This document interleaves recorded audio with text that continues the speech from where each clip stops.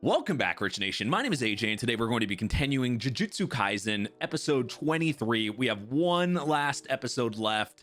It's near the end. I am a little sad that we're going to have to wait who knows how long for another season, but man, has this show been worth watching, 100%. I am looking for a show to follow up with this one, to follow up after this one. So if you guys have any suggestions from next season or just a show in general, definitely let me know in the comments down below. Also, if you are new to the channel, make sure you subscribe, smash that like button, hit that notification bell. You can also check out these episodes early and uncut along with all the other shows I do, a bunch of stuff that's not even here on YouTube. Patreon.com/ajrich123, and let's go ahead and start. God, I wouldn't want that blood to touch me. Who knows what random disease you would get from this?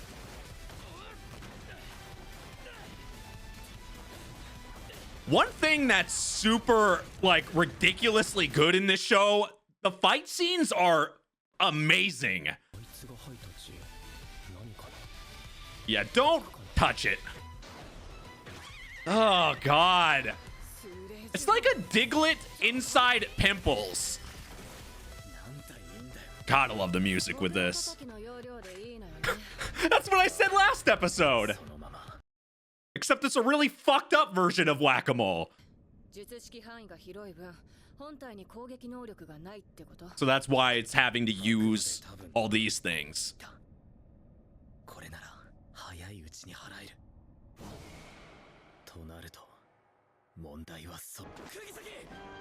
This is what they don't want. But you have the hammer for it. And here's the problem. This is what I was talking about. Being split up is a worse situation for them.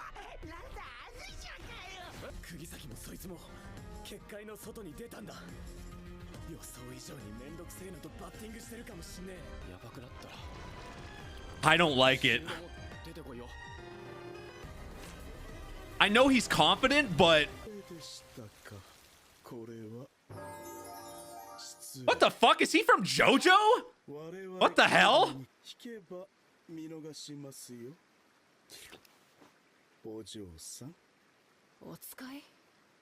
He seems more like a cursed user, but it can be deceiving because, as we've seen, curses themselves can actually look like that, so it could be either. I guess he does see this as the easier of the two, though. That's probably why he thought he could do it himself here. Yeah, when it's too simple, isn't that usually when something worse happens? It's never as easy as you think.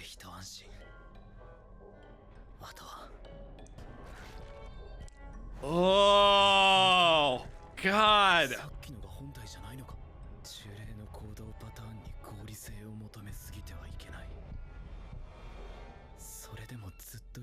But we've seen them act differently.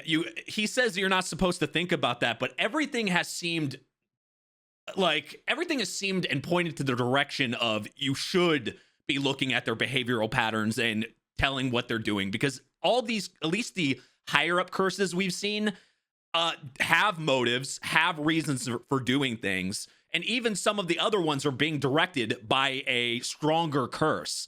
So I actually I don't know, you guys can let me know what you think about that, but I think it's actually the opposite.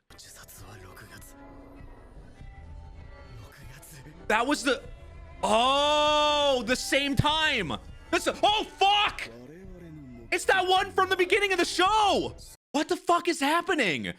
And it's true, everything that's happened until this point has been when Sukuna, after Itadori ate the finger, became that's when we saw. It's not like curses were still around, and obviously things seem a lot different since that point, especially the way everyone seems so surprised how these curses are moving around and doing things. It's different than what they're used to. That is definitely the starting point from it.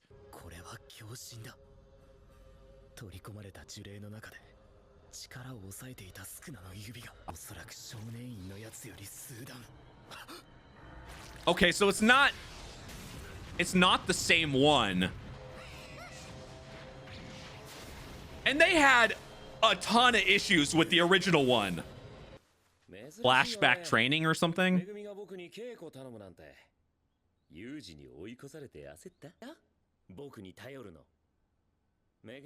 He does rely on himself a lot.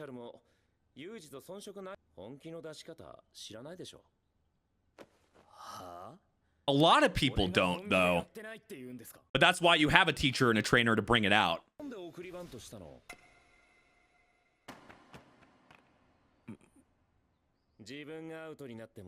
Oh, that is such a good analogy.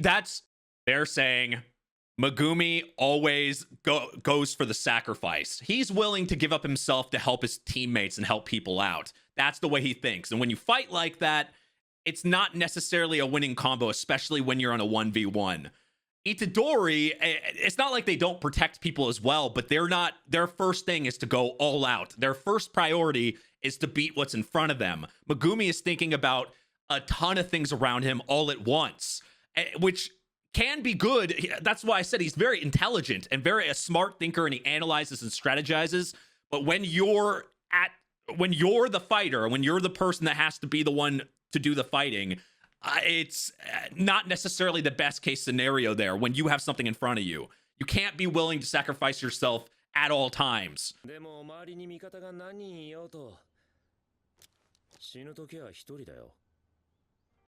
That kind of goes deep. So that's why you can't get stronger. Does he have some type of sacrificial move or something? Not like a Chaozu blow up move, but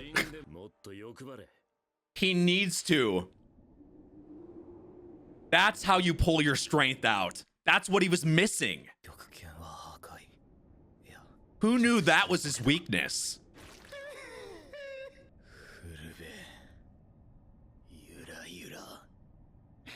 Wait, is that his trump card? That's what... Oh, never mind. He's... Oh, that's what he was talking about. That's what Sukuna was talking about. He saw the potential, but read him like a book. I was wondering what they were meaning. I thought it was just strength, but it's because exactly what Gojo said. But did you guys see Gojo's, that smile right there? Didn't that look like how Gojo fights? Oh, here comes the music.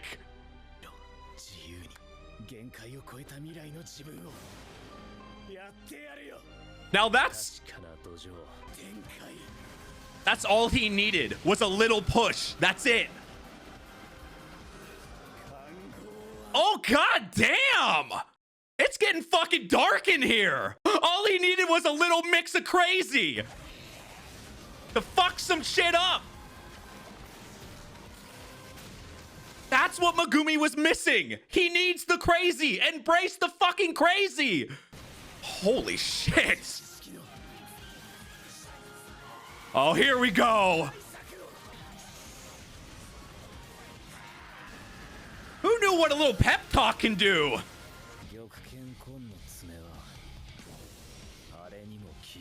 He's on a whole nother level now. Megumi had this much potential. Holy shit. And this probably isn't even everything.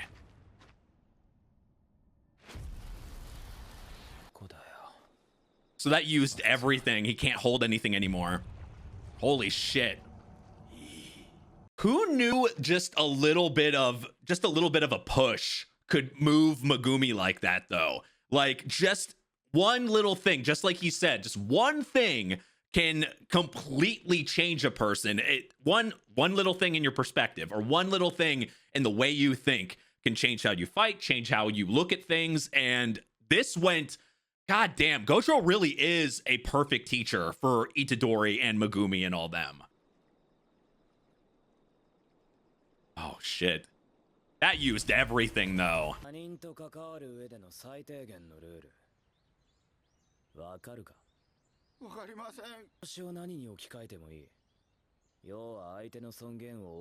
Who's the real fucking king of high school? Holy shit.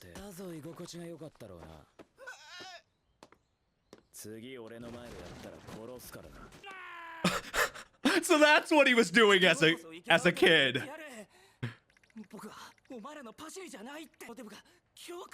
No wonder he couldn't make any. How do you make friends like that where everybody's scared of you?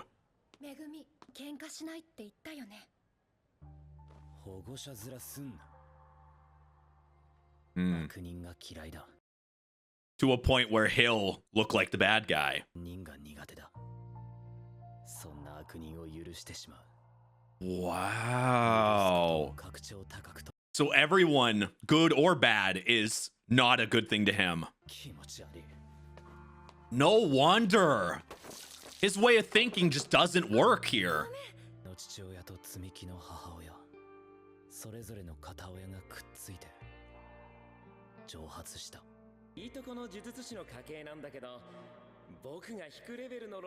So he's known him since he was a kid. Whoa. Wow. You know what? I made a joke way early on in the beginning. I was saying the Naruto Sakura Sasuke thing, but nobody can say this doesn't have fucking Sasuke Uchiha vibes all over it. But Gojo as a guardian, obviously it's different. Don't get mad in the comments. But Gojo is really, I didn't think it was that deep. So maybe he was a friend of his father or something, or at least knew him or whatever. Because I didn't think it went that deep, him knowing him as a kid. So there's a lot, I think there's a lot more to this story than we know. Like, way deeper than I originally thought this was. Interesting.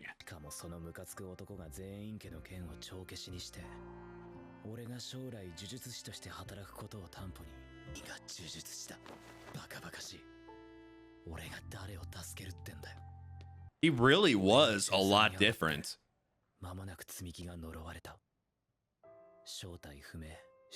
God, that thing all does that on the screen is freaky. It made him look at things differently after that, huh? She was able to kind of take both sides.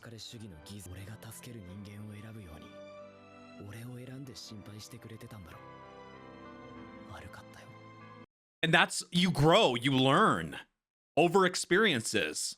He needed something like that to change his perspective. That's beautiful. You got to be able to move first. or just pass out.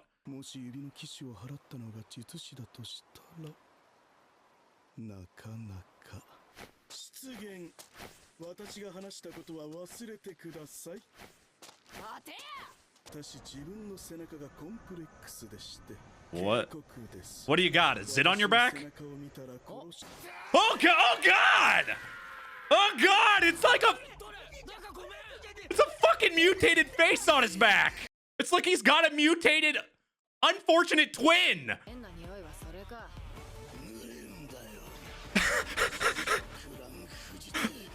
He probably doesn't wash his back a lot.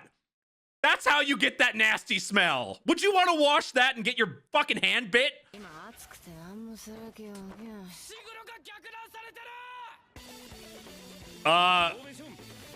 That's a issue? They can't let him be happy.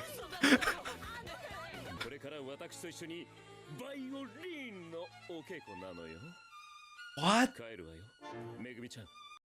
This looks like the start of a yaoi. You have so much spin-off potential in this show. I just gave you another idea. Okay, man, we have one episode left. This did not hold back. We had a slower episode, a nice kind of, I've noticed with the show, we have a setup, kind of setting up episodes. We have like, the setup, the fights, the story, we get backstory, and then they kind of repeat, right? That's kind of what we've had with this season so far. And then we had kind of a setup last episode, and this was the fights and backstory.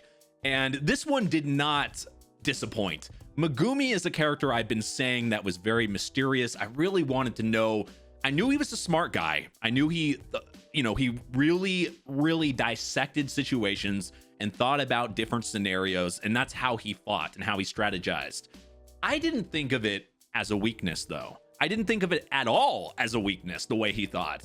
And Gojo kind of opened up because different situations, in this case, being a Jujutsu sorcerer, and for the way they fight and the way things they get into, Megumi doesn't really, the way he was strategizing before doesn't necessarily work, especially to bring out his full potential. If you want to be able to go all out, sometimes you have to be a little selfish, because how are you going to be able to be at 100% if you're always thinking about the backup plan, somebody else, like worrying about the other situations, even for a second, even if you have to use a minute or so to focus on yourself, that's the only way you're going to be able to do it. And it was like a perspective change, a thought process that Megumi had. Gojo just had to kind of give him a little bump here. And by doing that, it opened him up completely. And god damn, I was wondering, they talked about his potential. And I knew he was a strong fighter, but I was wondering, usually when somebody says that, I mean, even back into the beginning of the show when Sukuna said that, there's something hidden about them. And I wanted to know, Megumi's got some mystery, something's there. Then they talked about the trump card, some type of sacrifice. And we saw, it looked like he was about to, because he said like a move, and I'm guessing that's what it was. He was going to use it, then remembered what Gojo said and went back on it.